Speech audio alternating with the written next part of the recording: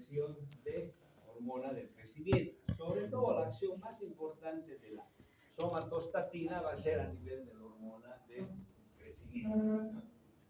Pero también va a inhibir otros tipos hormonales, etcétera, que por ahí se denomina la paninhibina, o sea, varias hormonas. Y la dopamina, que tendría exclusividad sobre lo que significa la secreción de prolactina a la P, ¿no? La dopamina. 4 hormonas liberadoras y 2 hormonas supresoras o inhibidoras a nivel del hipotálamo. Las neurohipofisiales, hemos visto, la oxitocina, ¿no? A nivel del útero y del alveolo mamario, y posiblemente una función en el orgasmo. Y la vasopresina, que es conocida también como, más conocida ahora como hormona antidiurética, por su papel de la regulación hídrica. La acción vasopresora, pues, se dice que es secundaria. Las adenohipofisiarias, hablamos de la GH, crecimiento somático modular del organismo, del metabolismo, la prolactina, producción de leche, ACTH estimula la corteza, la TSH estimula la tiroides, la luteinizante y la FSH con sus acciones a nivel tanto del ovario como del testículo en el varón. Aquí tenemos este ejemplo, que es un poquito más claro que el anterior, esta diapositiva. Acá la fase base del hipotálamo, con la acción, ¿no?, de sus hormonas, sus núcleos supraóptico paraventricular y secreción de sus 2 hormonas, ¿no? La ADH, acción en el riñón, y la oxitocina en el útero y el alveolo mamario. Acá la adenohipófisis, que a través de la circulación produce, ¿no?, primero el hipotálamo, sus hormonas liberadoras, y va a producir un estímulo a nivel de adenohipófisis con la secreción de la CTH, la GH, o sea, la hormona del crecimiento, las gonadotropas, la tiroxina, con sus efectos, ¿no? Tiroides, testículo ovario, hígado, vamos a ver ahorita los diferentes ejes con las características un poco especiales de lo que va a ser este estímulo a nivel del hipotálamo, hipófisis y sus glándulas específicas, ¿no? Vamos a hablar sobre todo 4-5: somatotropo, corticotropo, tirotropo, gonadotropo y lactotropo. En el eje somatotropo, relativo a la hormona del crecimiento, GH, ¿no?, 10% del total hipofisiario va a ser hormona del crecimiento. La característica de esta hormona es que se va a secretar durante la noche, se secreta más durante la noche, sobre todo en etapas del sueño profundo. Hablamos, ¿no?, del REM 3, REM 4, que se denomina. Entonces, cuanto más profundo sea el sueño, en este caso hablamos más de los niños, porque la hormona del crecimiento va a tener mayor acción en los niños, y en el adulto vamos a ver que tiene ciertas características, ¿no? Por eso que las abuelitas decían, ¿no?, ese niño está durmiendo mucho, ahora van a despertar, decía su mamá, su tía, etc. Y la abuela salía, no, déjenlo nomás, está creciendo. ¿No? Más o menos para referirse a esto, ¿no? O sea, vamos a tener aquí 3 localizaciones: hipotálamo con la LH, o sea, la liberadora de la secreción de la hormona del crecimiento. La hipófisis, ya directamente va a estimular la GH, la hormona del crecimiento, y la acción en los tejidos periféricos. No tiene glándula intermedia, su acción es directa, ¿no? O sea, regulada tanto por la GH-LH como la somatostatina, que sería la inhibidora, ¿no? Y van a ver que esta hormona inhibidora nos va a servir, digamos, para el tratamiento de algunas enfermedades, sobre todo las hiperproducciones a nivel hipofisiario de la glándula o de la hormona del crecimiento, ¿no? No tiene una glándula diana, sino directamente sobre receptores específicos periféricos, ¿no?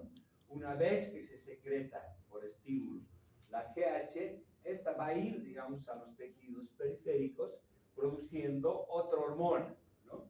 La IGF-1, o sea, es el factor de crecimiento similar a la insulina, que van a actuar en forma conjunta produciendo el crecimiento somático a nivel del organismo.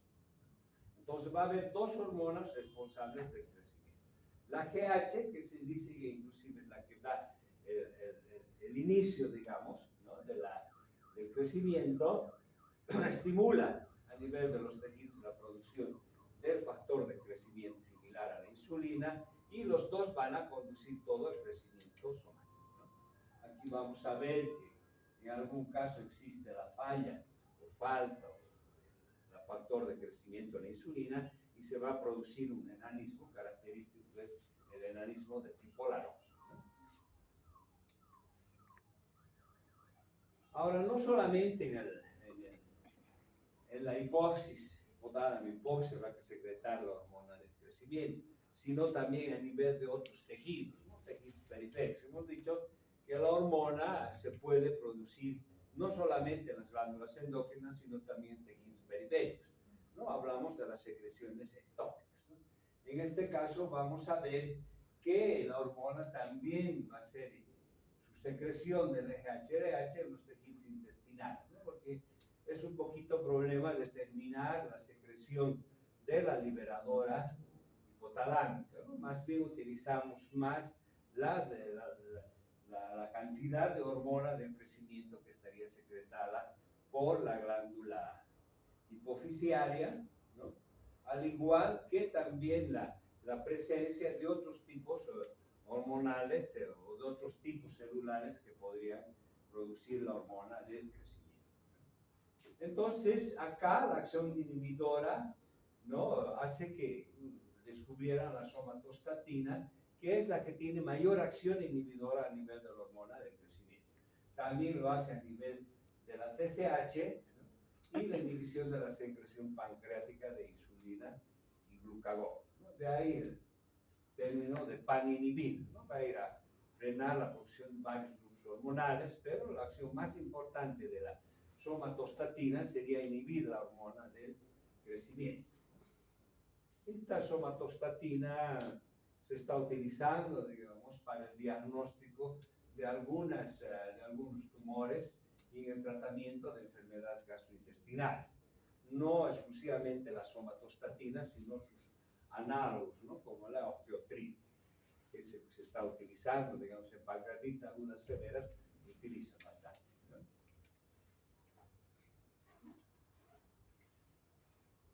Bueno, la somatostatina, ¿no? Eso va a la hipoxis, va a frenar, digamos, la producción de la GH, sobre todo en algunas patologías, y por eso que a veces sirve de diagnóstico para determinar algunas patologías, y también puede servir como tratamiento, ¿no? En algún caso de las hiperproducciones. Pero lo que más se está utilizando, y vamos a ver en la acromegalia o gigantismo, es la octiotrina, un análogo o un similar a la somatostatina, ¿no? Ahora, también vamos a ver que la GH se puede secretar en ciertas fisiológicas, ¿no? En ciertas situaciones fisiológicas, ¿no? Ya hemos hablado del sueño profundo, ¿no? Cuando uno duerme secreta más hormona del crecimiento. El ejercicio físico. Por eso a los niños se dice, no, tienen que hacer ejercicio y tienen que dormir las horas necesarias. A otros estímulos, ¿no? La hipoglucemia, el uso de la arginina, ¿no? Que aquí tal vez es uno de los compuestos que se está utilizando, digamos, vamos a ver que las acciones de la GH o del hormona del crecimiento ya en personas mayores pues aumenta el envejecimiento, o sea, la disminución va a acelerar, digamos, el envejecimiento de las personas. Vamos a ver que estimulación con L-dopa, disminución de ácidos grasos libres, agonistas colinérgicos, va a liberar y va a inhibir, digamos, algunas otras sustancias como administración de glucosa, ácidos grasos libres, algunos fármacos como la atropina o la pirecepina que aumenta la secreción de somatostatina. Esos son para ver ya la parte, vamos a ver cuando hablemos de las enfermedades ya, el diagnóstico, por ejemplo, de las patologías del crecimiento, o sea, relacionadas a la hormona del crecimiento. Acción, promover el crecimiento somático. Provoca el crecimiento longitudinal sobre el cartílago del crecimiento, ¿no? Como hemos dicho, se produce el AGH, estimula el cartílago de crecimiento, este a su vez en su formación va a producir el factor de crecimiento similar a la insulina. Por eso dice, la AGH desencadena y el factor de crecimiento similar a la insulina es la que va a conducir. Y entonces los dos van a formar parte importante del crecimiento somático en los niños o en el individuo. A nivel muscular, incorporación de aminoácidos y síntesis proteica, ¿no? Decimos anabólico. A nivel de las grasas, lipólisis, ¿no? Libera ácidos grasos libres, ¿no? Entonces, vamos a ver que va a tener ciertas acciones sobre la insulina, etc. Es uno de los principales antagonistas de la insulina.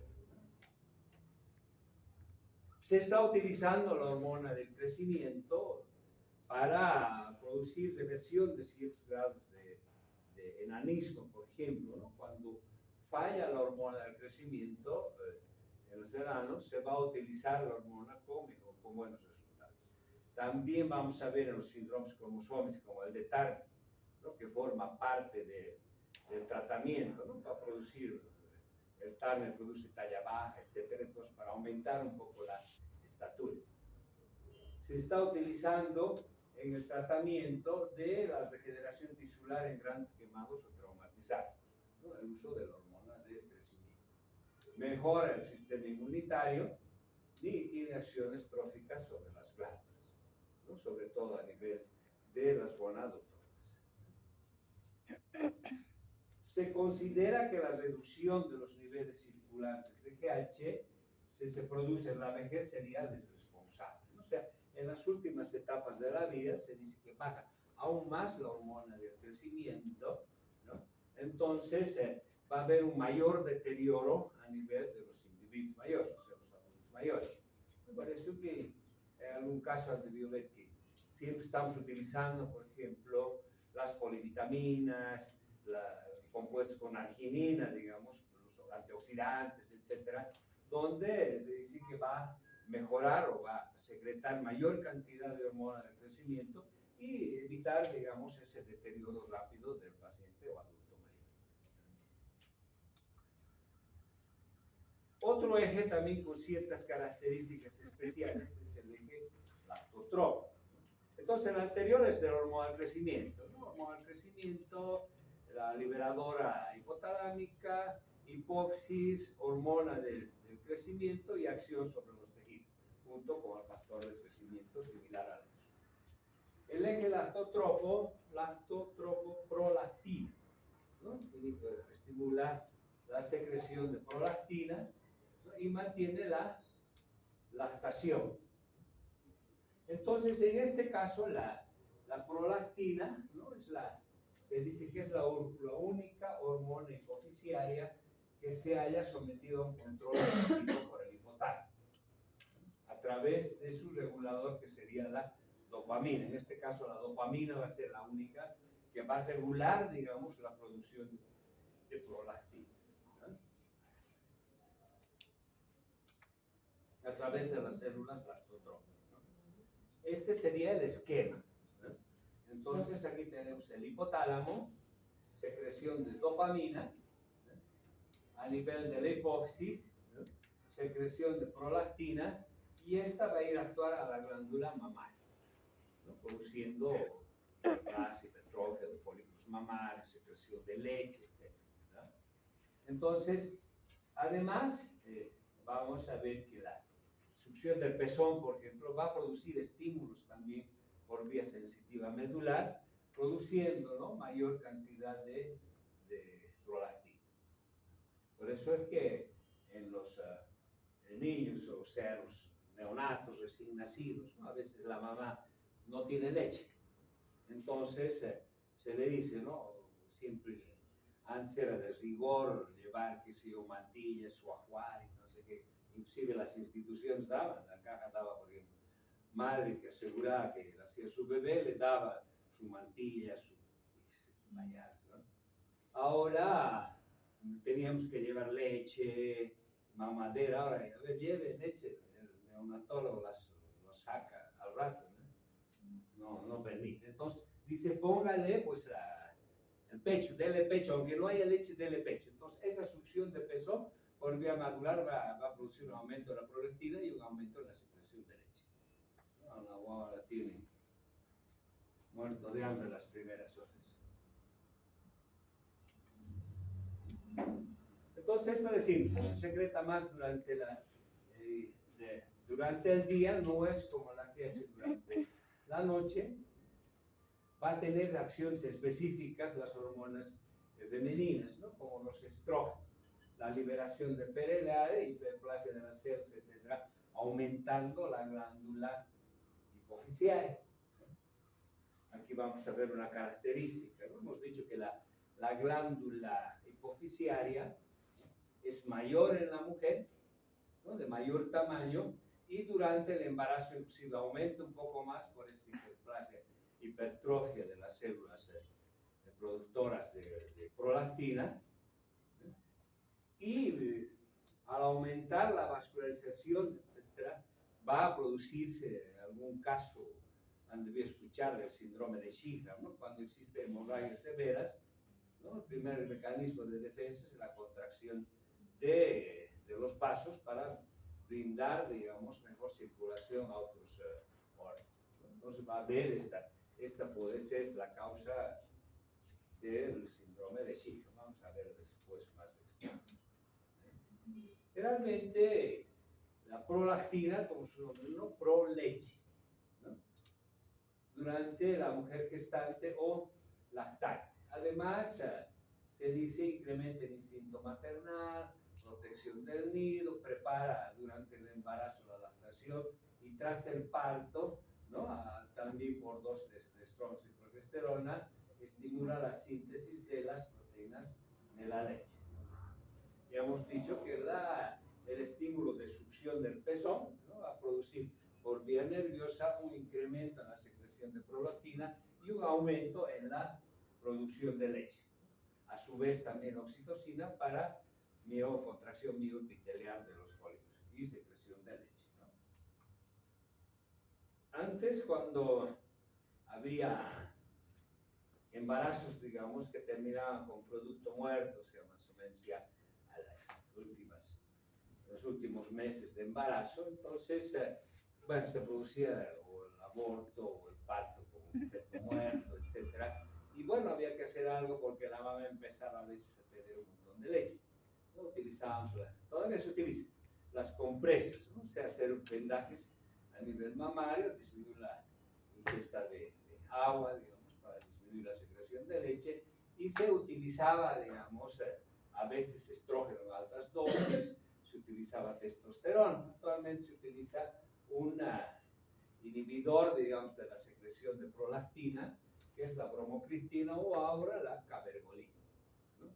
Actúa sobre la hipófisis inhibiendo la secreción de prolactina.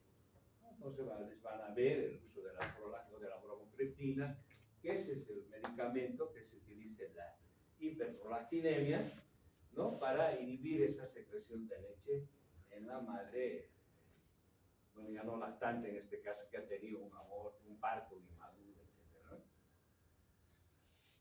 Ahora, la hipersecreción de esta hormona, vamos a ver en las hiperprolactinemias, ¿no? Va a producir problemas tanto en el varón como en la mujer, ¿no? Alteraciones de tipo gonadal, ¿no? Hipogonadismos de diverso grado, con amenorreas, etcétera, impotencias, etcétera, en el varón, ¿no?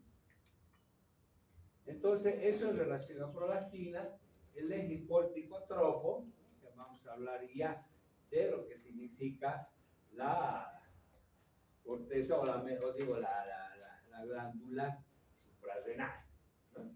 Esto de acá ya, el corticotropo, el gonadotropo y el tirotropo casi son similares, ¿no? O sea, existen las células corticotropas a nivel de la hipófisis que van a secretar la ACTH, pero también secretan otros grupos hormonales, ¿no? Habíamos hablado de la beta-endorfina, la melanoestimulante y la ACTH, ¿no? ¿Qué hace esta ACTH a nivel hipofisiario? Va a estimular a nivel de las suprarrenales para la producción de esteroides, sobre todo el cortisol. Entonces, ese es el eje corticotropo. O sea, la ACTH, decimos, va a estar controlada por el hipotálamo a través de la CDH y puede también por la vasopresina regular, ¿no? Porque el cortisol está en relación con los mecanismos de estrés, que sí, ¿no? Realmente cuando hay un problema de una hipotensión severa, por ejemplo, lo primero que se va a secretar es la vasopresina, ¿no? O sea, la hormona antidiurética, disminuyendo la producción de orina, aumento de la bulimia, y también posteriormente ya va a haber el efecto endocrino que decimos, va a haber secreción de cortisol a través de la estimulación de esta ACTH y también colaborada por la vasopresina o la hormona antidiurética, ¿no? Esto hemos dicho que el cortisol se secreta más en la mañana y la ACTH no tiene acción de hormona, sino es directamente sobre la producción de esteroides suprarrenales. Esta es la regulación corticotropa, ¿no? Hipotálamo, liberador hipotalámica CDH, hipófisis, ¿no? Liberación de ACTH y acción sobre la corteza suprarrenal con la producción de cortisol. Y este cortisol va a actuar como retroalimentación o feedback, ¿no? Disminuyendo la producción de ACTH o disminuyendo la producción de CDH, ¿no? Esto para ver en casos de hiperproducción hormonal, ¿no? O frenar ya la producción del cortisol. El eje tirotropo es similar, ¿no? La TDH hipotalámica a la hipófisis TSH, y la TSH ya va a través de la circulación hacia la glándula hipofisaria o tiroidea, produciendo la acción, secreción de sus dos hormonas, la T3, T4, y acción sobre los tiroides. Igual, vamos a ver que hipotálamo, TDH a nivel de hipófisis, producción de TSH, y TSH la tiroides, la T3 y la T4, ¿no? Tiene ciertas características que al hablar de tiroides vamos a ver, ¿no? Realmente se secreta más la T4 y la T3, que va a venir de la conversión de T4 en T3 en su mayor parte. Vamos a ver después ya más específico. El gonadotropo igual, ¿no? O sea, la liberadora gonadotropa o la gonadotropina hipotalámica, decimos, va a producir a nivel hipofisiario la secreción de LH y la FSH. Entonces, estas dos hormonas van a tener sus acciones a nivel tanto del varón como en la mujer. En la mujer un poquito más complicado por el problema del ciclo, ¿no? Va a requerir en algún caso mayor LH y en algún caso mayor FSH. Esto vamos a pasar un poquito rápido porque de ginecología ya estamos un poquito fuera de... Ustedes saben más que yo. Pasen adelante. ¿No ven? Están llevando ahorita gineco, ¿no? Y hormonas. O ya han llevado. ¿Ah? Este año llevan obstetricia, más obstetricia, ¿verdad? ¿No ven? Entonces gineco ya está bien. Ya sabe. No, en todo caso, igual, ¿no? Que los otros ejes, que a nivel de hipotálamo, secreción de la liberadora gonadotropa, la gonadotropina hipotalámica, a nivel de la hipófisis va a haber secreción de las dos hormonas, ¿no? FSH y LH, ¿no? Que esto va a actuar tanto en el varón como en la mujer. En el varón produce testosterona, y esta misma testosterona va a actuar como retroalimentación negativa, digamos, a nivel de la tiroides, o digo, de la hipófisis y del hipotálamo, produciendo el freno, ¿no? De la producción más de la GNRH o la GNR o la hipotálamo hipotalámica, FSH y LH, o de la hipofisial, ¿no? Entonces, este es el gene, esta es la regulación gonadotropa en el varón, y en la mujer, como decimos, es similar, pero tiene ciertas características acá, ¿no? Que necesita en la fase proliferativa más estrógeno y en la fase secretoria más progesterona. Así es, ¿ven? La primera fase es la proliferativa, LH. La segunda fase es secretoria, o al revés. A ver, usted. ¿Lo ve? Así es, ¿lo ve? Entonces, ya hay la deprivación de todo esto va a producir la menstruación, ¿no? Por eso que esta regulación de gonadotropina en la mujer no es un poquito más específica y tal vez podemos decir un poco más complicada. Al hablar de las hormonas gonadales, o sea, la endocrinología gonadal, vamos a ver, digamos, las características de esto, ¿no? Entonces, por eso digo, esta parte es más como un repaso. De ahí, aparte de estas, hay dos hormonas, la activina y la inhibina. Uno activa y el otro va a producir, digamos, una inhibición a la producción también hormonal. En el varón, los pulsos de LH y FSH son altamente variables y poco intensos. Por el contrario, en la mujer tienen gran relevancia, depende de la etapa vital y después de la adolescencia. Son más importantes en la fase folicular del ciclo ovárico, en el cual el incremento de los pulsos de LH provoca una secreción aumentada de estradiol por el folio. Entonces, ustedes saben del efecto hormonal, etcétera, estrógeno, progesterona, más está relacionada con la gestación, ¿no? Progesterona. Bueno, igual, el estradiol, etcétera, testosterona, etcétera, ya les dejo para que lean ustedes la retroalimentación negativa, etcétera, ¿no? Entonces eso les voy a dejar para que lean. Facilito. Realmente no, muy poco se pregunta en generalidad, no sé qué preguntar, ¿no? Pero por ahí alguna pregunta sí salta. Pero el resto es más para tenerlo en cuenta y a posterior vamos a ver cómo aplicamos en la endocrinología gonadal. Aquí hay un resumen que les digo siempre, ¿no?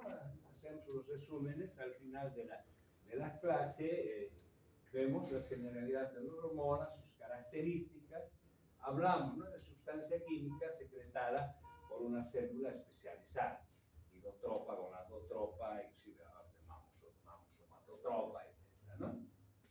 Actúa sobre un órgano específico, son las características del hormona, ¿no? O sea, la hormona del crecimiento actuará pues sobre el cartílago de crecimiento, hemos dicho formación del factor de crecimiento similar a la insulina, etc. Se habla de que no crean funciones nuevas, sino modifican ya las existentes. Se encuentran en bajas concentraciones. Será difícil dosificar la hormona del crecimiento, como se secretaba más en la noche, qué sé yo. Ahora con los últimos métodos es más fácil. RIA, IRMA, etc. El mecanismo de su acción depende de su naturaleza química. No sé si su hormona de crecimiento, etc. Tipos de hormonas llamamos circulantes y hablamos las locales. Circulantes, ¿no?, actúan en las endócrinas en sí llamadas, actúan, ¿no?, en célula lejana. Se produce, digamos, en el hipotálamo y va a actuar, digamos, en la gónada, y la gónada recién va a liberar sus propios hormonas. La mayoría de las hormonas. Paracrinas, células vecinas, vamos a hablar de prostaglandinas, leucotrienes, etc. Autócrinas, en la misma célula, interleuquina 1, 2, etc. Según su estructura, habíamos visto aminas, péptidos, eufosanoides, esteroides, ¿no? Esteroides derivados del colesterol. Vamos a ver sobre todo las hormonas gonadales y las hormonas suprarrenales. El hipotálamo, las neurohormonas, macrocelulares, parvocelulares, es más un poquito de teoría. Vamos a ver la hormona antidiurética, aquí está ya con sus efectos y acciones. Vamos a ver, digamos, la diabetes insípida, un tema aparte, ¿no?, central, la nefrogénica, etc. la oxitocina, que hemos dicho, inyección de leche, actúa sobre la contracción del útero, ¿no? Para la salida del producto y el orgasmo en el acto sexual. Estimulada por secreción del pezón, distensión uterina y estrechamiento del seno. Entonces, son acciones que ya vamos a ver cuando hablemos de lo más específico de las patologías o enfermedades. Reguladores del hipotálamo, las liberadoras en la somatotropina, la tirotropina, la melanotropina, etc.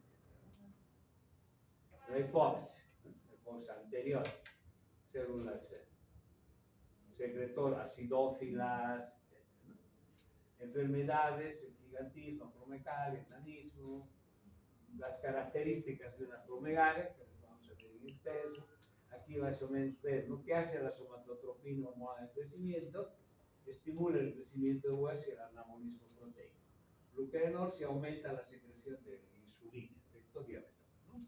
Vamos a ver, por ejemplo, que en el acromegálico, ¿no? Las características, si bien es una hiperproducción de hormona del crecimiento, también va a haber alteraciones a nivel del metabolismo de los carbohidratos, azúcar. Dice, realmente es diabético, es hipotiroideo, etc. Después aquí la gonadotrofina, bueno, varones, mujeres, etc., ¿no? Las gonadotropas, ¿no? Entonces, eso sería la parte de generalidades, ha sido como un pantallazo de todo lo que va a significar ya nuestros temas a posteriori.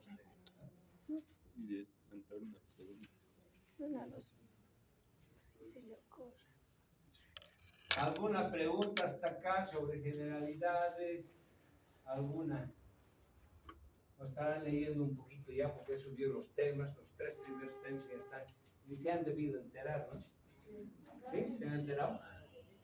Porque ya, pues, generalmente, ¿por qué no sube? Subió, digo, hasta el final ya tenemos el examen, también ya está listo.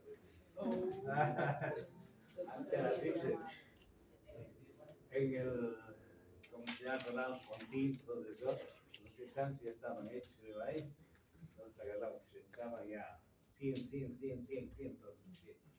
Eso está raro, decía yo, ¿no? 100 si en materias de 50 para abajo. No. Si estudias no pasa nada. Entonces ya vamos a hablar de entrar directamente a lo que significa las patologías a nivel de endocrinología de los órganos endócrinos, ¿no? Y como hemos dicho, ¿no? Vamos a llevar de acuerdo a la producción hormonal, ¿no? Los hiper y los hipo. En este caso vamos a llevar las hiperfunciones adenohipoficiales, ¿no? Enfermedades, en este caso vamos a determinar acromegalia. ¿Qué es la acromegalia o qué significa una hiperproducción de la hormona del crecimiento, ¿no? O sea, sobreproducción crónica de la hormona del crecimiento, generalmente por un tumor hipoficiario, ¿no? Adenoma secretor de GH. Realmente vamos a ver las enfermedades, ¿no? De acuerdo a su etiología, de acuerdo a su característica. Vamos a hablar de primarias, vamos a hablar secundarias, primaria en el órgano mismo. En este caso vamos a decir un adenoma secretor de GH. Vamos a hablar de las secundarias, ¿no? Que puede estar en el hipotálamo, o terciarias o ectópicas a nivel de otros órganos o otras ramas, dependiendo, digamos, de la característica, ¿no? Que hemos dicho, hipotálamo, hipófisis, glándula y tejido. A veces inclusive hablamos de tejido, ¿no? Hay hiperproducciones hormonales por un tumor específico en ovario. Entonces vamos a ver las producciones ectópicas de hormona del crecimiento, por decir. Entonces, de acuerdo a sus características. En este caso, las enfermedades endocrinológicas con hiperfunción generalmente son por la presencia de adenomas secretorios, o sea, son tumores benignos que van a producir hipersecreción. En algún caso vamos a ver hiperplasia suprarrenal congénita, tumores, los adenocarcinomas o carcinomas que van a producir también aumento. Pero la característica generalmente en endocrinología, vamos a ver que estas hiperproducciones generalmente son por adenomas secretores. En este caso, secretor de hormona del crecimiento o GH. Ahora, la acción de este tipo hormonal, como estamos diciendo, un adenoma secretor de GH producida por la hipófisis, pues, vamos a encontrar dos características en el cuadro clínico. Realmente todos los tumores a nivel hipotálamo hipofisiario que producen hormonas también van a tener su característica clínica de cuadros de tipo neurológico. Pues están en el cerebro, están en el hipotálamo, hemos dicho sus relaciones, ¿no? El quiasma óptico, el nervio óptico, algunos otros ya órganos adyacentes. Entonces vamos a tener sus manifestaciones neurológicas. Entonces, en este caso vamos a hablar de manifestaciones endocrinológicas inherentes o la clínica endocrinológica inherente a la hiperproducción de la hormona y la clínica neurológica dependiente de la presencia del tumor o la masa intracraneal, etc., ¿no? Efecto de masa intracraneal del tumor, ¿no?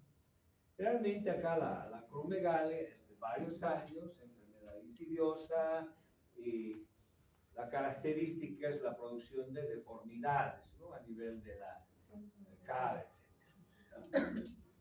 Afectación osteoarticular, afectación neurológica, afectaciones cardiovasculares, que generalmente es la causa de la muerte del paciente, ¿no? Cuando se presenta en edades adultas, vamos a ver aquí dos características de la hiperproducción de hormona del crecimiento. En la edad adulta, después del cierre de los cartílagos, se va a denominar acromegalia, ¿eh? Y antes del cierre de los cartílagos se va a denominar gigantismo. O sea, son sinónimos, hiperproducción de la hormona crecimiento, solamente en tiempos. Antes del cierre de cartílagos, gigantismo. Después del cierre de cartílagos, acromegalia. Inclusive después vamos a ver combinaciones, ¿no? Empieza como gigantismo y va a terminar en acromegalia porque va a seguir produciéndose la hormona, ¿no? Por eso dice, son sinónimos, acromegalia y gigantismo, dependiendo de el momento, o sea, la etapa de edad, ¿no? Gigantismo cuando no están cerrados, ¿no? Los cartílagos de crecimiento no están cerrados.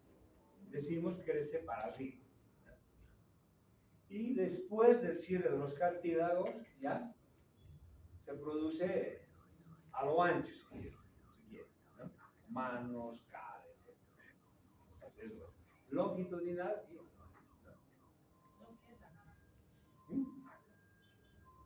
partes sacras distales, ¿no? Manos, pies, sobre todo la característica en cara. Vamos a ir definiendo por eso, ¿no? El crecimiento óseo se produce en el diámetro y en las partes sacras, ¿no? En el gigantismo, digamos, el crecimiento generalmente casi es uniforme, ¿no? Para arriba crece más, crecen pies, etc. Pero ya cuando se cierran los cartílagos, el crecimiento más va a ser en las partes distales. La característica, manos grandes, pies grandes, la cara ancha, etc., ¿no? Generalmente 40 a 60 años, no sé, ya pasó la etapa de crecimiento, etc. Y la incidencia mujer-varón igual a 1. Realmente uno varón, una mujer, ¿no? Una incidencia de 3 niños por caso.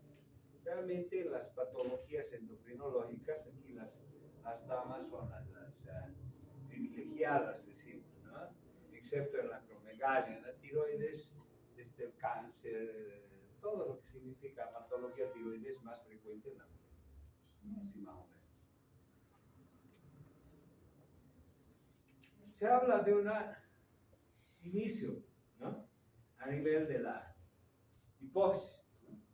Realmente puede ser por la presencia casi exclusiva del tumor a nivel hipofisiario con estímulos a nivel del hipotálamo, ¿no? Decimos, es una neoplasia, ¿no? Suma de una neoplasia más una secreción no restringida de GH, ¿no? O sea, los dos a la vez.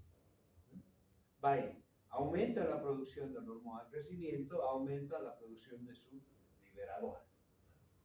Pero el 99% de los casos, o sea, va a ser por la presencia de un tumor a nivel hipofisiario, bueno, y un pequeño resto va a ser a nivel de los senos esfenoidales o parafaringos. También puede haber a nivel de otros órganos, ¿no? Pues decimos las secreciones ectópicas, las patologías terciarias, a nivel de un cáncer, un tumor ectópico en mama, pulmón u ovario, también productores de hormona del crecimiento. Vamos a ver las características un poquito diferentes en lo que significa hipófisis, en lo que significa otros órganos. Entonces, esta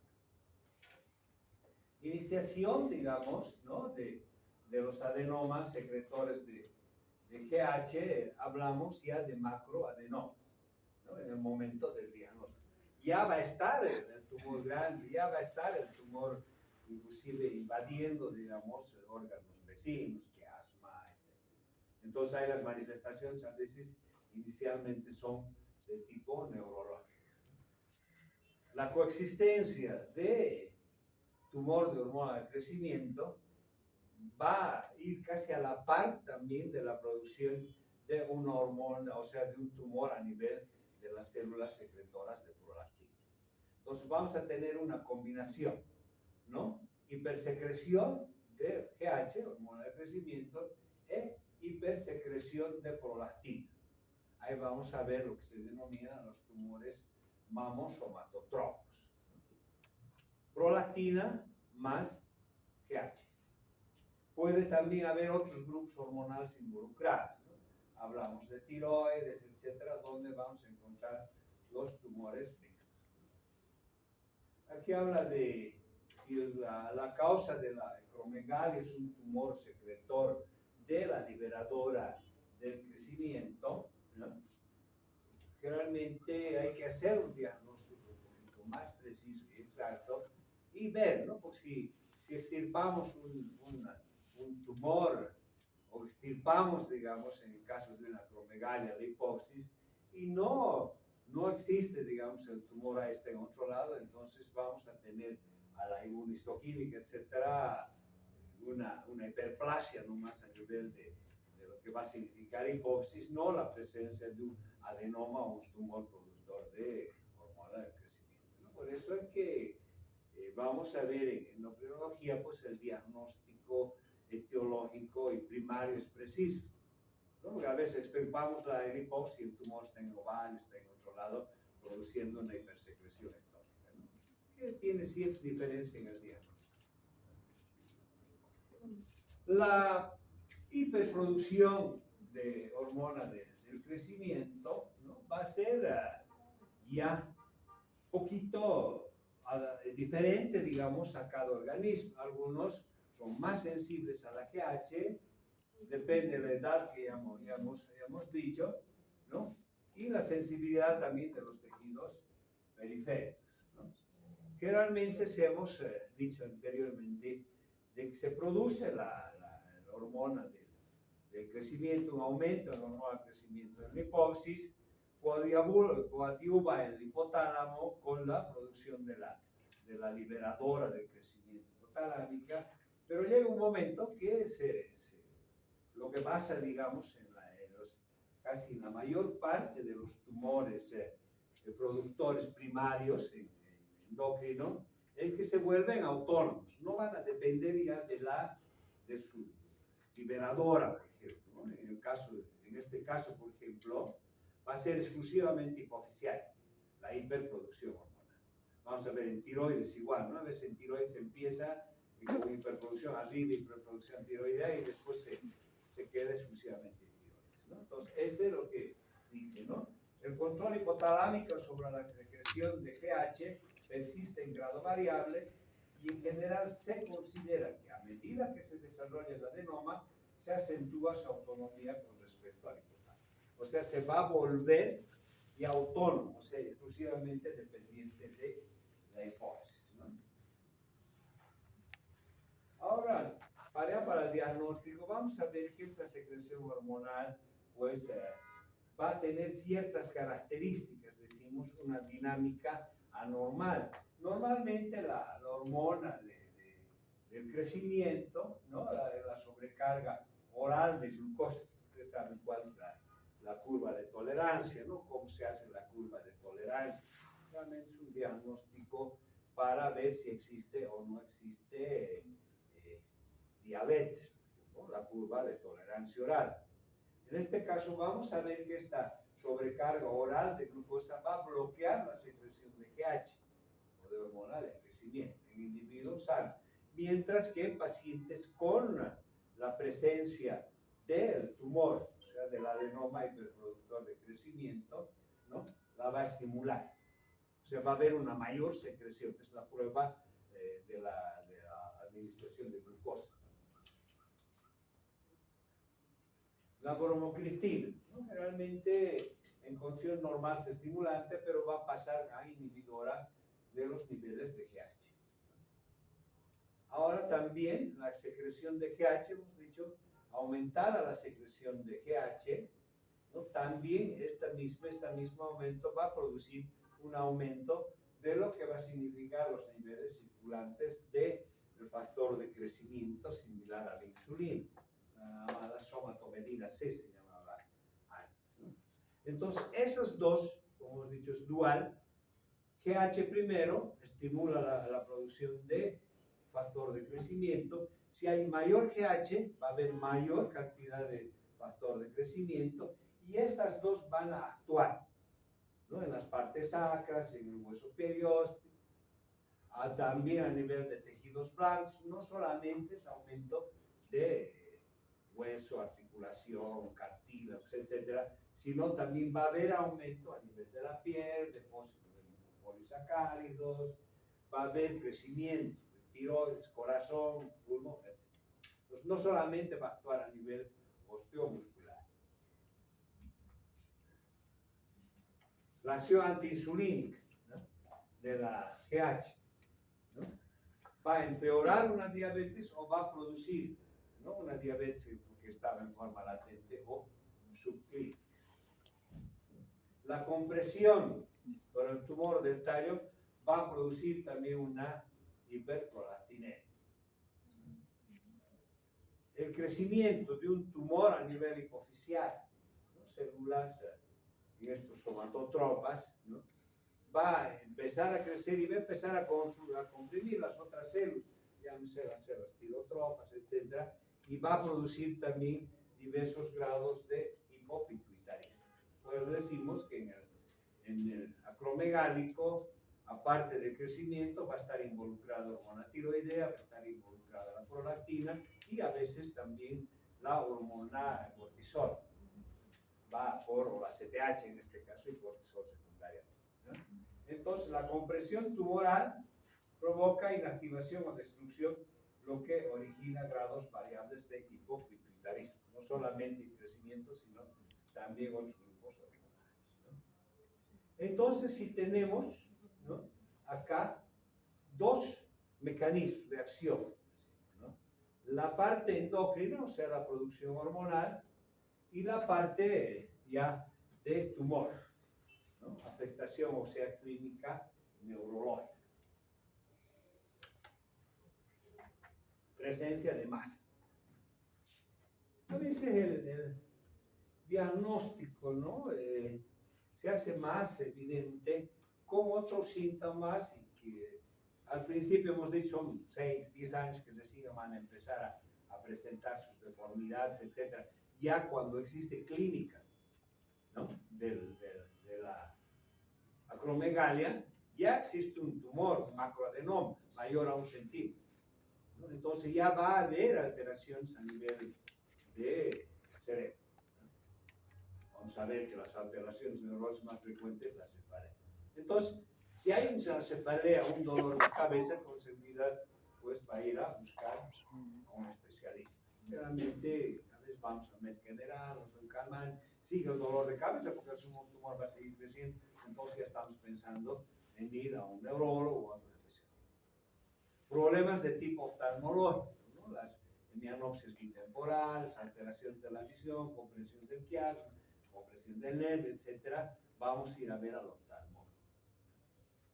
Entonces, alteraciones menstruales, con seguridad vamos a ir al ginecólogo, ¿no? Antes de pensar en un cardiólogo. Cambios en la apariencia corporal, ya van a empezar a producirse los cambios que vamos a ver.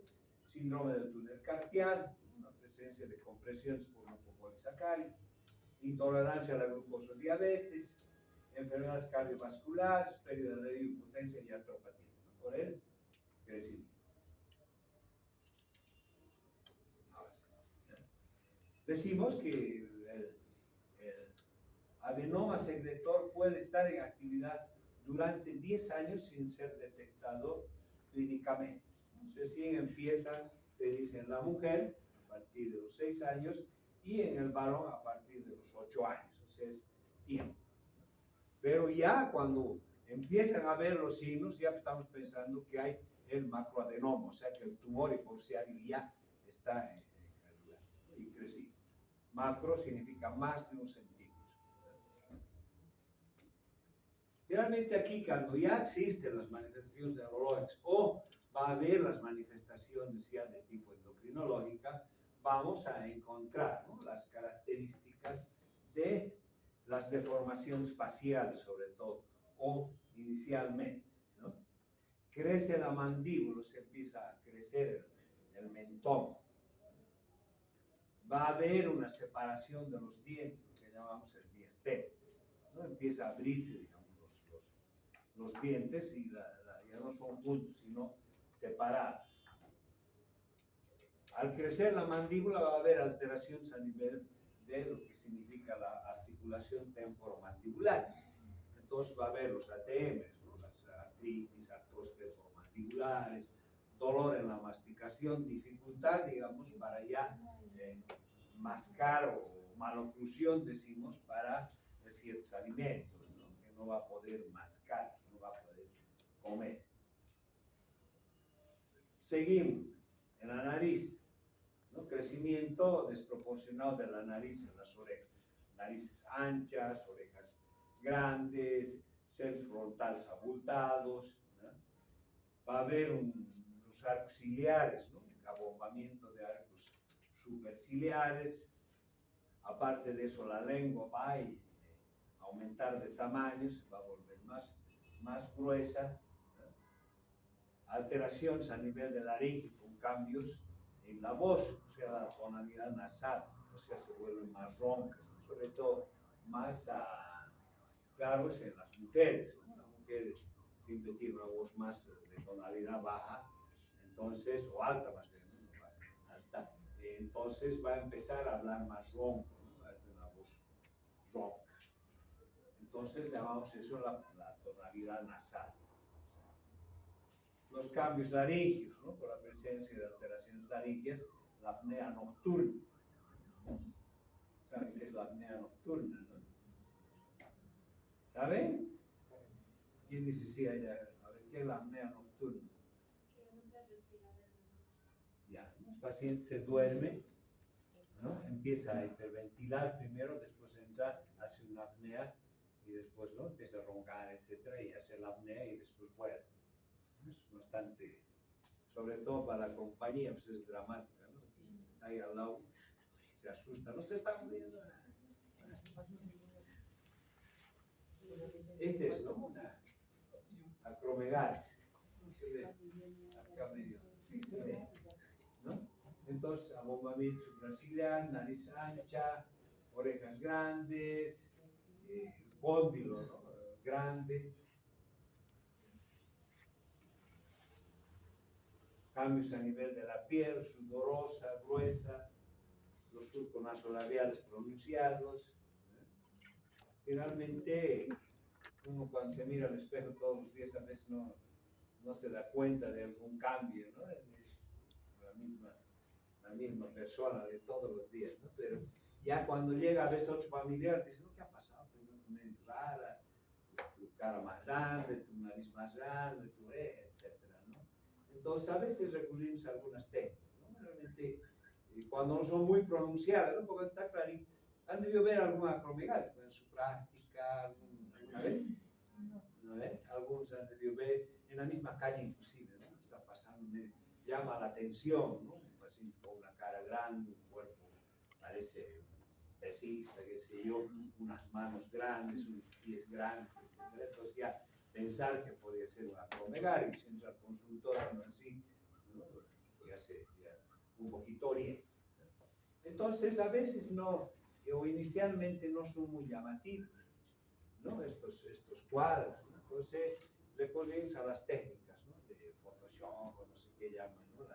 La computadora le dice, tráigame una foto de hace unos 10 años, 15 años, sacamos una foto actual, comparamos más o menos, ¿no? Los cambios que podrían existir. Actualmente son las técnicas de Photoshop, etcétera, son ideales para las cirugías plásticas, ¿no? Ahí le ponen, quiero cambiarme la nariz, le ponen 100 narices, escógese cualquiera, de acuerdo a su faz y todo, ¿no? Así es más fácil. Antes uno decía que una naricita así nomás, y va al plástico, le así, cuando salía estaba más fea que al inicio. Ahora ya, con todas las técnicas que hay, mucho mejor, ¿no? Entonces, el clínico debe recurrir a estudiar fotografías de 10 a 15 años, ¿no? ¿No? Otra acromegalia, es grande, cóndilo grande, aquí inclusive sutil, igual acá, ¿no? Cóndilo grande, las orejas no se ve muy bien, están tapadas. Ahora, otra de las características son las manos, ¿no? Que empiezan a crecer las manos, empiezan a crecer los pies, ¿no? Finalmente las manos empiezan a crecer y bueno, uno acostumbra a usar anillos, ¿no? Sobre todo los varones casados, ¿no? Tienen su anillo, ahí, pobre de lo que se saque, ¿no? Tiene a la casa la mujer, le sacude la puta, ¿no? O sea, queda con su anillo y después ya es muy grande y hay que cortar, ¿no? El anillo ya no sale. Entonces, eso, ¿no? Retirarse los anillos, los pies, ¿no? Realmente uno llega a cierta etapa de la vida donde ya tiene definido. Antes los varones llegaban a 40, 41, las mujeres llegaban a 38, 39. Ahora al revés, ¿no? 42, 43, 44 ya no consiguen zapatos. Pero es hasta los 18, 20 años, digamos, ¿no? No crece más. Entonces ya a los 40 años empieza a crecer el pie, ¿no? Y es crecimiento rápido, ¿no? De 40 que calzaba, 42, 43, 44, 45, entonces ya sospecha, ¿no? Que podía haber algún problema, ¿no? Esta es una acromegálica, hemos dicho, cóndilo grande, si aquí se nota que la lengüita debe ser un poco grande, también está abierta, las manos, los pies, un poco de hirsutismo acá en la mujer. Aquí hay una mano, otra vez pies grandes. Vamos a ver un comparativo, digamos, en una dama con característica normal, digamos, ¿no? Y aquí son unas manos acromegálicas, ¿no? Que sería más o menos la comparación entre una normal y unas manos ya acromegálicas. La presencia del túnel carpiano, por acúmulo de mucopolisacáridos, etcétera, pues dolor, ¿no? ¿Cuáles son los signos para el túnel carpiano? ¿Cuál? En el panel hay otro que así, ¿no ven? No es así, es así, así, ¿no? El percutir o comprimir, digamos, a nivel del túnel causa dolor. hay otro signo de tic, creo que se llama, de que se duerme y en la noche sobre todo duele más, ¿no? Despierta la paciente y tiene que mover el brazo para que se le pase el dolor. Esa es característica 100% de túnel carpiano. Entonces, eso, la presencia del túnel carpiano, que es bastante molestoso, porque hay más pacientes que no exclusivamente por acromegalia, ¿no? Sino también se produce por colesteroles, en las dislipidemias, en los pacientes obesos, en los hipotiroideos también es frecuente el túnel carpiano. Es tratamiento quirúrgico, ¿no? Entonces, el túnel carpiano a nivel de la piel, ¿no? Es característica, piel gruesa, seborreica, y la presencia de aumento de folículos pilosos, o sea, de pelos más notorio, digamos, en la mujer, ¿no? No pasa nada. Una de las características que se dice de la enfermedad es la hiperhidrosis, o sea, el sudor, aumento del sudor con un olor característico y especial, que inclusive a veces nos sirve de diagnóstico para ver una recidiva de tumor. Ver si está recidivando el tumor, cirugía, salió bien, se pasó la hiperhidrosis, el mal del sudor, etc.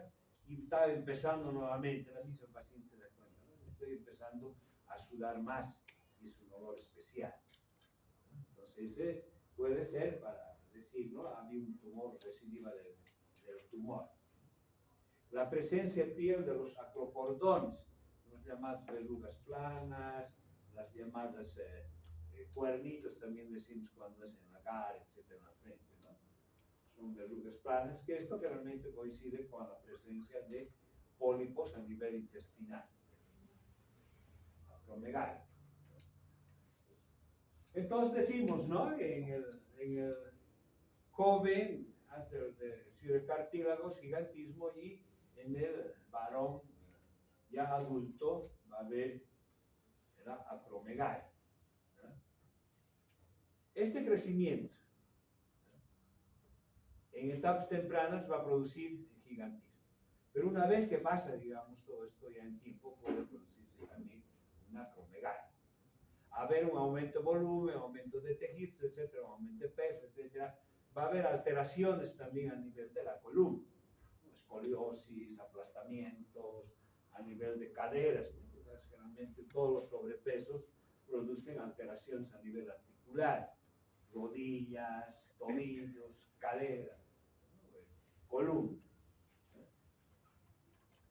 Vértebras, ¿no? A veces hasta aplastamientos. Por eso decimos que van a ver en la calle un señor ahí con incremento de volumen, etcétera, ¿no? Parece un luchador, un pesista, que siempre, sin embargo, cero fuerza, ¿no? Por una miopatía. También por un hipotiroidismo puede ser en medio.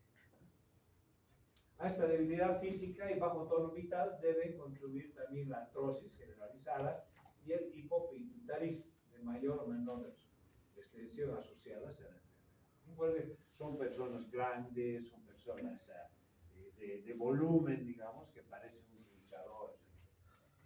Cero fuerza.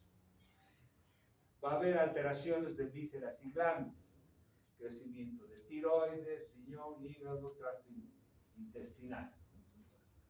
La presencia de pólipos en este tipo de pacientes, ¿no? Los pólipos a nivel del colon, que generalmente tienen tendencia a malignizarse, sobre todo cuando viene con la presencia de acrocordón, que está relacionado. Acrocordones casi con seguridad va a tener pólipos a nivel del intestino, y estos pólipos en algún momento pueden malignizarse, ¿no? Por eso que en el acromegálico, en los métodos de estudio, aparte de sangre y todo eso, tendría que incluir, ¿no? Si hay sintomatología digestiva, colon, etcétera, puede hacer una colonoscopía. Si encontramos pólipos, ya la frecuencia de las colonoscopías va a ser también ya anual, etcétera, ¿no? De acuerdo a la sintomatología. Ahora, el crecimiento de las glándulas internas, en este caso corazón, por ejemplo, va a producir miocardiopatías dilatadas, va a producir cuadros de hipertensión, arteriosclerosis, etcétera, que realmente se considera como un riesgo de sea cardiovascular aumentado con causas de inclusive de padecimientos, ¿no? La presencia de alteraciones, hemos dicho, relacionada con la insulina puede producir diabetes, ¿no? Que va a ser un cuadro más que va, digamos, a aumentar la mortalidad del paciente. La presencia de alteraciones de calcio y de hidroxiprolina, la presencia de cálculos renales también, que es frecuente en el paciente. La hormona del crecimiento está asociada a lo que va a significar las alteraciones también a nivel de las hormonas de la esfera sexual, ¿no? Diversos grados de hipogonadismo. Asociada también a veces a esta hiperprolactinemia, ¿no? O sea, hemos hablado de tumores de crecimiento más de prolactina, ¿no? Va a haber alteraciones a nivel de las gonadotropas, ¿no? Con alteraciones pues a nivel de la mujer y alteraciones también a nivel del varón. Alteraciones menstruales, etcétera, ¿no? Amenorreas, etcétera. Y en el varón pues realmente casi todos los hipogonadismos se traducen en impotencia, infertilidad. O sea, estos grados de hipopituitarismo, ¿no? Van a estar dependiendo del compromiso que va a existir a nivel de otros grupos hormonales, llámese tiroides, llámese suprarrenales, llámese gonadotropas, etc., ¿no? Entonces, eso en relación a lo que va a significar la presencia de alteraciones endocrinológicas, ¿no? O sea, las alteraciones de crecimiento, ácido, en los niños gigantismo, y la presencia ya de masa de tumor en el cerebro va a causar los cuadros neurológicos, ¿no? O sea, a mayor masa, a mayor crecimiento tumoral, va a haber mayores alteraciones de tipo neurológico. Realmente la cefalea, el dolor de cabeza, es lo más frecuente, y las alteraciones ya cambimétricas, ¿no? Las hemianopsias bitemporales. Dependiendo de la extensión del tumor, va a haber otros tipos neurológicos, si es tercer par, sexto par, etc. Si va hacia la temporal, puede haber hasta convulsiones, etc., ¿no? Esta es una representación, ¿no?, esquemática de lo que significa la hemianopsia bitemporal, o sea, ve el tubo, digamos, o sea, ve solo la parte central, no así las partes laterales. Estas son representaciones geográficas, pero ya a nivel oftalmológico, ¿no?, con las campimetrías, todo se ve, ¿no?, que la visión va a ser, digamos, solo central en tubo. ¿Han visto alguna vez una campimetría ocular? ¿El resultado? ¿No lo ven? ¿O han visto? Se llama oftalmo ya, ¿no? Entonces, más es, digamos, centrada la visión en el centro. Esa es una hemianopsia bitemporal. Entonces, una vez diagnosticado el paciente, ¿no?, hay que hacerle ya pues su complementación diagnóstica, ¿no? Llámese pruebas bioquímicas, llámese estudios de gabinete, radiografías, imágenes, resonancias, etcétera, ¿no? La medición de la hormona del crecimiento. Hemos dicho que en el estudio de los pacientes, siempre la clínica primero, posteriormente estudios laboratoriales, dosificaciones hormonales, ¿no?, la presencia de GH en sangre, la hormona del crecimiento, las pruebas dinámicas, las pruebas de estimulación, las pruebas de inhibición, en este caso la curva de tolerancia a la glucosa, que hemos dicho, ¿no?, que en individuos acromegálicos pueden tener una hipersecreción paradójica después de la administración de glucosa. Factor de crecimiento es similar a la insulina, es un método todavía no está laboratorialmente, digamos, excepto algún laboratorio que tiene. El resto es un poquito más difícil, ¿no? Entonces es un estudio ya un poquito más especial que no encontramos en cualquier laboratorio. GH ya inclusive en los seguros y todo, ¿no? Entonces, una vez diagnosticado clínica, o sospecha clínica, laboratorial, GH alta, etc., entonces nos vamos a las pruebas o a las técnicas de imagen. Tomografías, resonancias, mucho mejor, ¿no? Desde lo que, bueno, esto siempre hablamos un poquito para atrás, ¿no? Lo que significaba las radiografías. Todavía las tomografías, bueno, ni que hablar de la resonancia, ¿no? Que ahorita la resonancia es un estudio ideal. Pero ¿dónde hay resonancia? En Cochabamba, en el centro. La caja ya tiene resonador, pero funciona así, funciona no. A veces sí, a veces no. Otros seguros no tienen. No, creo que no. Ni la petrolera tiene resonancia. Entonces, ¿cuánto es el costo de una resonancia magnética? Son como $3,000, $4,000. En provincia, en provincia, en Chapare, que si yo puedo ser que Chapare ahora está, es el eje, ¿no? En Cochabamba, político, de todo, sin hablar mal, hasta cancha de fútbol mejor que aquí tiene. Entonces se va a ver resonancia de todo. Usábamos la técnica antigua, ¿no? La radiografía convencional, decíamos, ¿no? Pedíamos hasta hace 10 años, era todavía en la caja, radiografía de silla turca, poníamos, no había tomógrafo, no había resonador. La radiografía de silla turca era esta, ¿no? Una radiografía simple de cráneo, y veíamos, ¿no? Aquí, alguna vez han visto una silla turca, así, pues, se dibuja bonito, ¿no? Aquí ya está con la presencia de un tumor, ¿no? La silla turca es más cerradita, digamos así, ¿no? Porque este ya es como un tumor oficial, ¿no? Claro que aquí no vas a diferenciar viendo eso, lo único que puedes decir hay un tumor en hipótesis, ¿no? Puede ser prolactina, puede ser de acuerdo al cuadro clínico. Entonces, la radiografía convencional, ¿no? Hasta lo último, la resonancia magnética, ¿no? Contrastada, pues que nos da límites, nos da todo. Este es un prolactinómetro por la... Entonces, ya vemos, ¿no? Que el diagnóstico, decimos clínico, laboratorial e imagenológico, ¿no? Que lo ideal siempre es pedir una resonancia magnética, dependiendo también del bolsillo. Ese es obvio, ¿no? Entonces, una vez diagnosticado, ¿no? Causas de cromegalia, bioquímica, manifestaciones clínicas, etcétera, hay que ver si se trata de que sea un tumor a nivel hipoficiario o un tumor extrahipoficiario.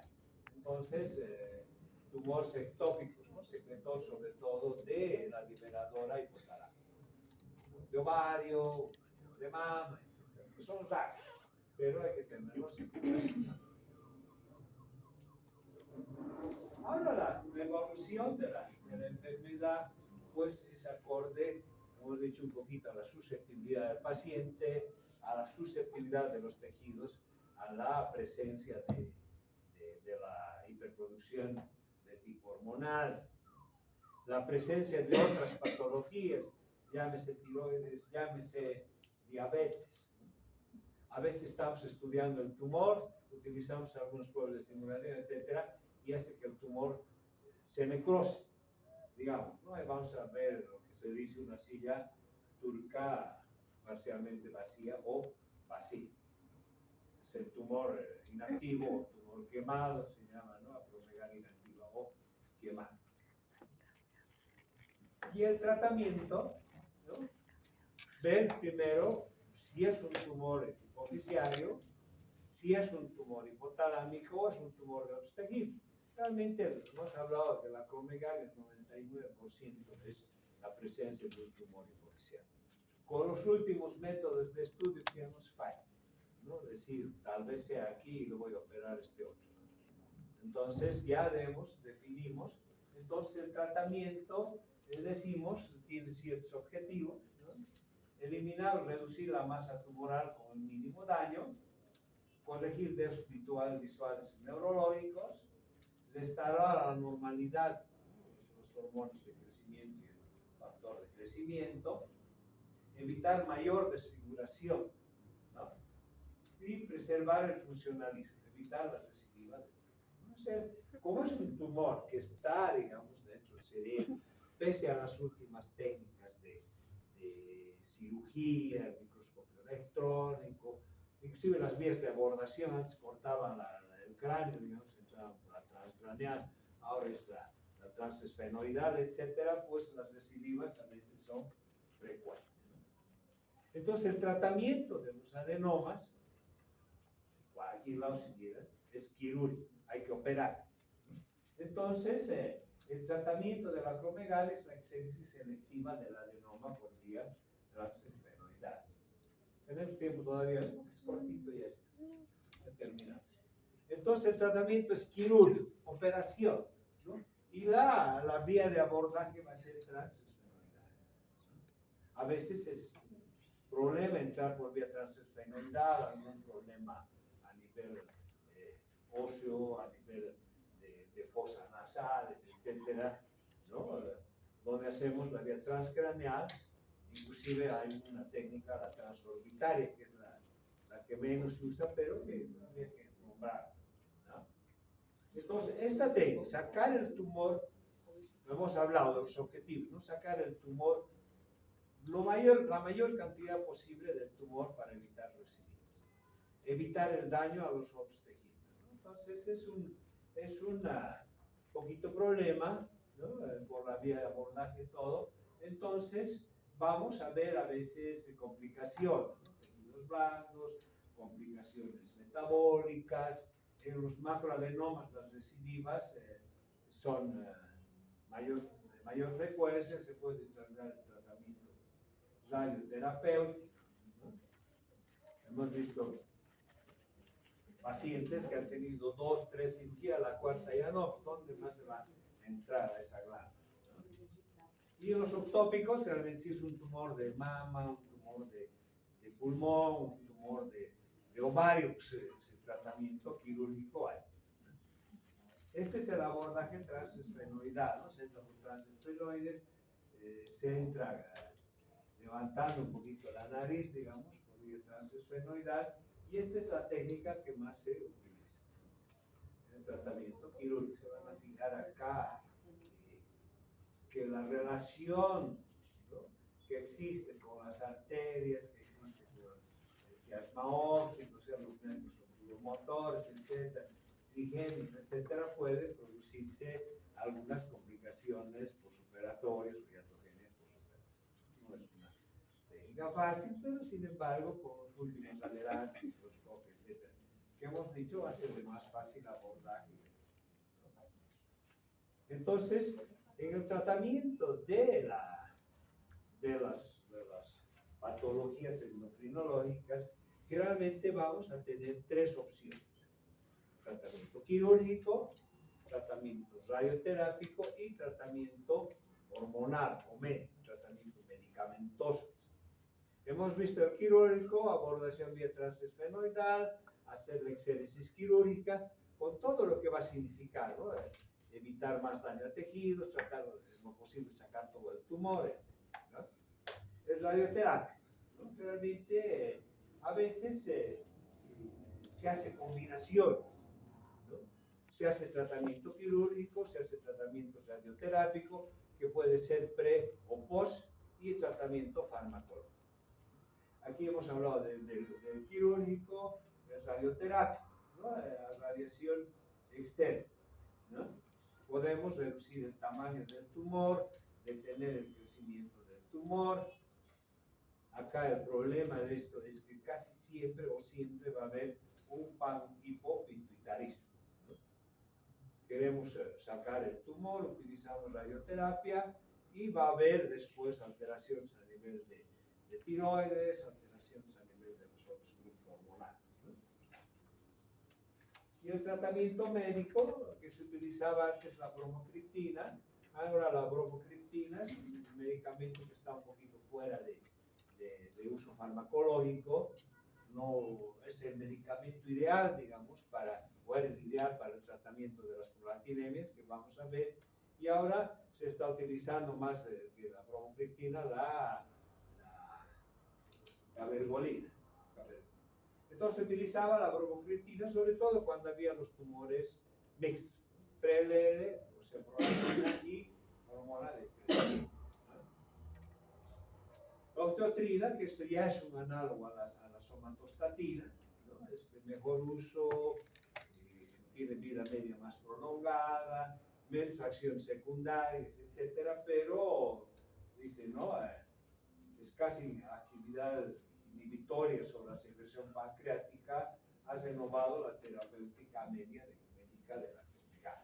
Generalmente se utiliza, difícil de conseguir, a veces hacer traer, en costos elevados.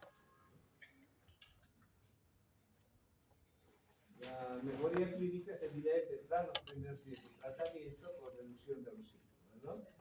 Y realmente la cirugía sigue siendo el tratamiento de elección, decimos, ¿no? La modalidad terapéutica. Por eso utilizamos generalmente en endocrinología, en caso de adenomas, terapia combinada. Quirúrgica, a veces radioterapia o algún otro medicamento, en el caso de tiroides vamos a ver el yodo radioactivo, y el tratamiento ya medicamentoso o farmacológico, ¿no? Aparte de eso, pues vamos a también ver, ¿no? Las complicaciones o las otras manifestaciones clínicas. Si hay un problema artrósico, tal vez corregir la artrosis, si hay un aplastamiento vertebral, puede ser algunas cirugías, etcétera, o tratamiento fisioterápico, tratamiento médico, etcétera, ¿no? Si hay un problema de poliposis colónica, tratar de sacar los pólipos, evitar que se malignicen esos pólipos, ¿no? Con controles colonoscópicos seriados. O sea, ya tratamiento de las otras complicaciones. Aquí hay un algoritmo, ¿no? Que siempre ayuda, digamos, ¿no? Adenoma secretor, valorar la valoración quirúrgica, probable cirugía, se van controlando con los ya medición, ¿no? Con el crecimiento, el factor de crecimiento, controlados, elevados, se puede utilizar tratamientos medicamentosos, etc., ¿no? Improbable, análogos de la somatostatina. O sea, va a llegar, ¿no? A lo que va a significar paciente controlado, vigilar, no controlado, ya pensar en radios de intervención, antagonistas receptores de GH. Ese es el algoritmo que va a ir combinando, ¿no? La cirugía, va a ir combinando la radioterapia y va a ir combinando el tratamiento farmacológico con antagonistas del receptor o los antagonistas o análogos de la somatostatina. Aquí tenemos, por ejemplo, el acromegálico. Inicialmente ha debido ser un gigante, ¿no es cierto? Un gigantismo y posterior al acromegálico. El diagnóstico es un poquito difícil, uno sospecha, digamos, de gigantismo, ¿no? Pacientes de 13, 14 años que ya están midiendo casi 2 metros, ¿no? Y le calcula el endocrinólogo pediatra va a tener 2 metros y medio, por ejemplo, 2 metros 20, 30, ya